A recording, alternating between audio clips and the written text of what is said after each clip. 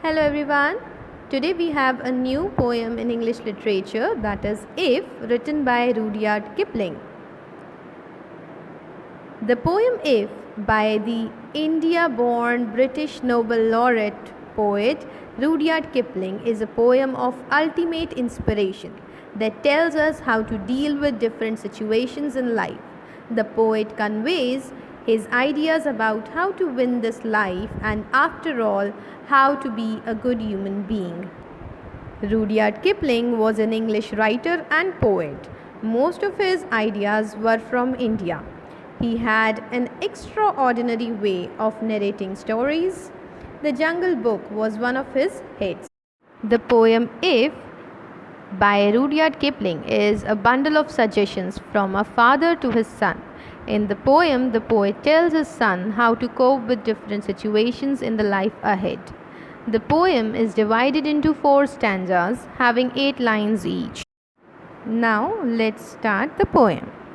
If you can keep your head when all about you are losing theirs and blaming it on you, if you can trust yourself when all men doubt you but make allowance for their doubting too, if you can wait and not be tired of by waiting, or being lied about, don't deal in lies, or being hated, don't give way to hating, and yet don't look too good nor talk too wise.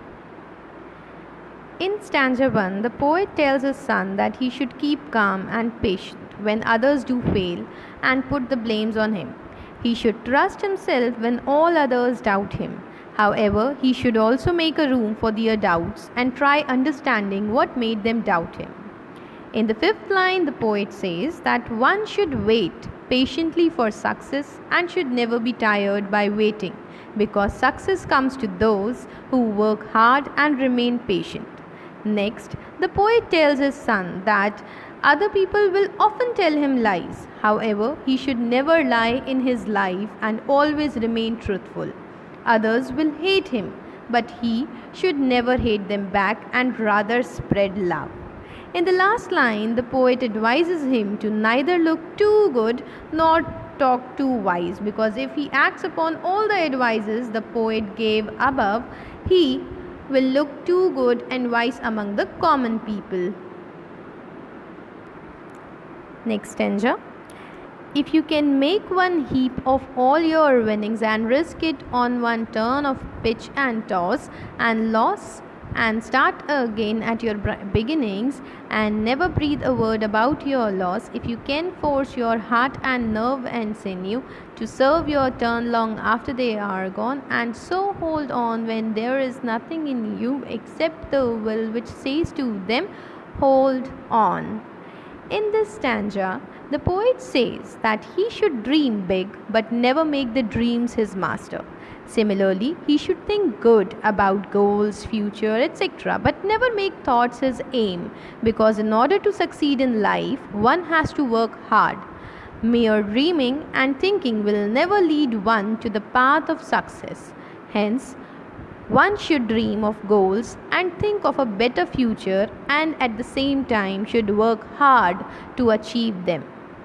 In the 3rd line, the poet says that one should meet with triumph and disaster and treat those two impostors just as same. These are the 2 extremes of life. The poet calls them impostor, that is fake. They either make one extremely happy or miserable. However, they are not long lasting, and hence one should not take them seriously. In the 5th line, the poet says that one should only speak the truth and should also have the courage to face it when it is misused by others to mislead others.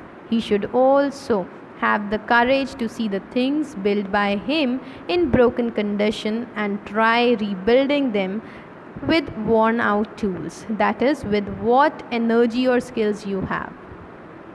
Then in stanza 3, If you can talk with crowds and keep your virtue, or walk with kings nor lose the common touch, if neither fools nor loving friends can hurt you, if all men count with you, but none too much, if you can fill the unforgiving minute with 60 seconds worth of distance run, yours is the earth and everything that's in it, and which is more, you'll be a man, my son.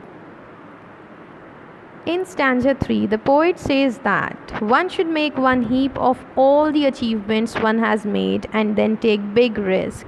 In other words, one should never be afraid of doing things that can either make one successful or ruin everything. If one fails after taking big risk, he should start again from the beginning without thinking or saying anything about the loss to others. One should try again and again until one succeeds. In the fifth line, the poet says that one should use his heart and nerve and sinew, that is, courage, when one becomes tired or fails. When nothing is left in life, one should have strong willpower which may encourage one to hold on. The poet says that while among the common people one must keep his virtues, while one should never have pride and ego. In other words, the poet is saying that when one is poor, he should keep his virtues, and when he becomes rich, he should never have ego. Next, the poet says that neither fools nor loving friends can hurt one because of what principles and ideals one hold. One should never give up them. People will often remain dependent on him, but he should never allow them to remain completely dependent on him. The poet may also be saying that one should never give other too much importance, or else he will get emotionally attached to them, which will hurt him in future. In the final two lines, the poet tells his son, if he acts upon all the advices he gave above, he will be able to achieve whatever he likes and will be a man, a true human being. So, that's all for this poem. I hope that the explanation is clear to you. Thank you, students.